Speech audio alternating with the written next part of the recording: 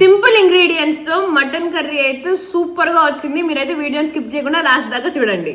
Hey guys, నేను మీ anchor Divya Reddy. మనమైతే Sunday special mutton curry అయితే చేయబోతున్నాం అనమాట. సో దీనికి కావాల్సింది హాఫ్ కేజీ మటన్ లో మంచిగా పసుపు వేసుకొని వాటర్ వేసుకొని నీట్ గా వాష్ చేసుకొని అయితే పక్కన పెట్టుకోండి. ఇంకైతే ఎర్రగడ్డని సన్నగా తరుక్కోండి, 3 పచ్చిమిరకాయలు కూడా కోసుకోండి మావా. అలాగే ఫ్రెష్ గా జింజర్ గార్లిక్ పేస్ట్ ని కూడా ఇంట్లోనే ప్రిపేర్ చేసుకోండి. టేస్ట్ అయితే చాలా బాగా వస్తుంది.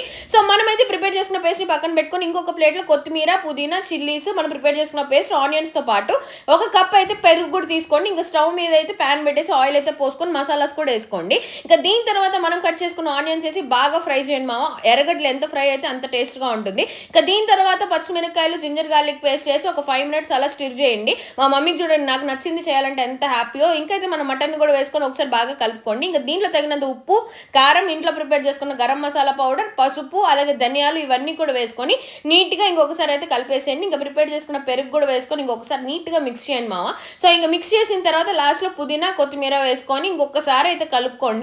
సో ఎంత కలుపుకుంటే ఆ మసాలాస్ ముక్కలకి అయితే పడతాయి అనమాట. సో దీని తర్వాత కుక్కర్లో ప్రిపేర్ చేసుకునే వాళ్ళైతే 6 to 7 విజిల్స్ అయితే పెట్టుకోండి. లేదు బాండీలో ప్రిపేర్ చేసుకునే వాళ్ళైతే ఒక 20 మినిట్స్ ఉడకనివ్వండి బాగా. సో ఓపెన్ చేసిన తర్వాత మీరైతే ఒకసారి ముక్కను తిని చూడండి మామ. నాలాగైతే చేయకండి, చల్లారిన తర్వాత తినండి. నోరు కాలిపోయింది ఇంకంతే మామ. వేడి వేడి అన్నంలో కర్రీ వేసుకుని తింటే సరిగ్గుంది.